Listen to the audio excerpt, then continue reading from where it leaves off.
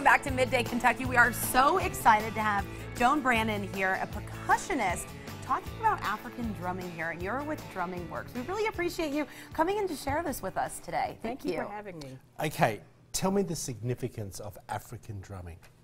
African drumming is it's used for communication. It's the central part of culture in Africa, and the African drum has come out all over the world. So what it represents is a way for communicating, for bringing people together. I love it. And how did you get into this form of drumming? Drumming has always been a part of my spirit. I always wanted to drum. When I grew up in Lexington, there weren't African drummers around, but something always was saying to me, drum, drum. And eventually I got a djembe, and so I was self-taught initially, and then I found teachers, and eventually I made it to Guinea, West Africa to actually study drumming. And so can you just tell me, what's this around the edge of it?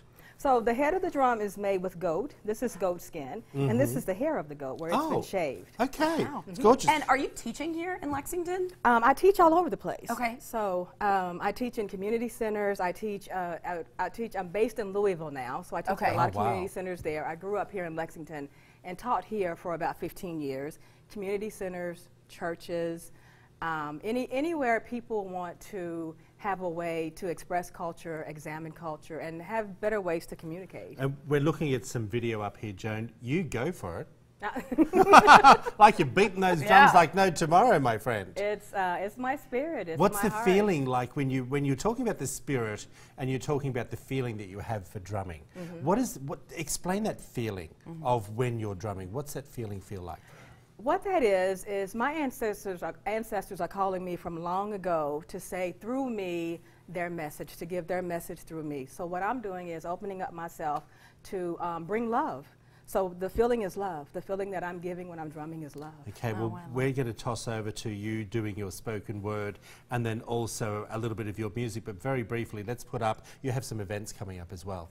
So tell us a little bit about that. Oh, I'm excited. I'm going to be doing something in on the March April. 5th? In April. Well, March I'm going to start a project at Wild Fig here in Lexington. We're going to do a self-care circle for women. And in April 16th and 17th, Bell Hooks Institute, I'll be able to actually sit with Bell Hooks in conversation, and we'll do drumming on the 18th. And then Thunder at Kentucky Center in Louisville on April 22nd. That's what we'd like to hear. Joan, we're going to let you take it away. Now you're going to do the spoken word and then play to break. We appreciate it. All right. Thank you for having me so much.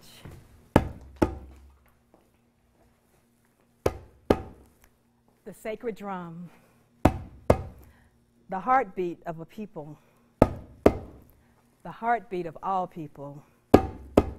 The drum is as ancient as time. Its beat steady as a clock ticking through infinity. Its rhythms marking birth, death, love, war, happiness, pain, and all between.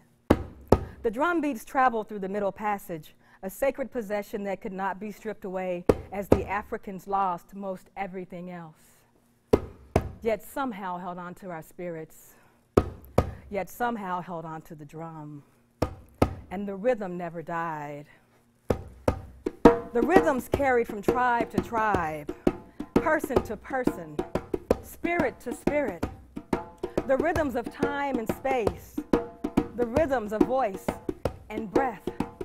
The call of the ancestors. Remember my name.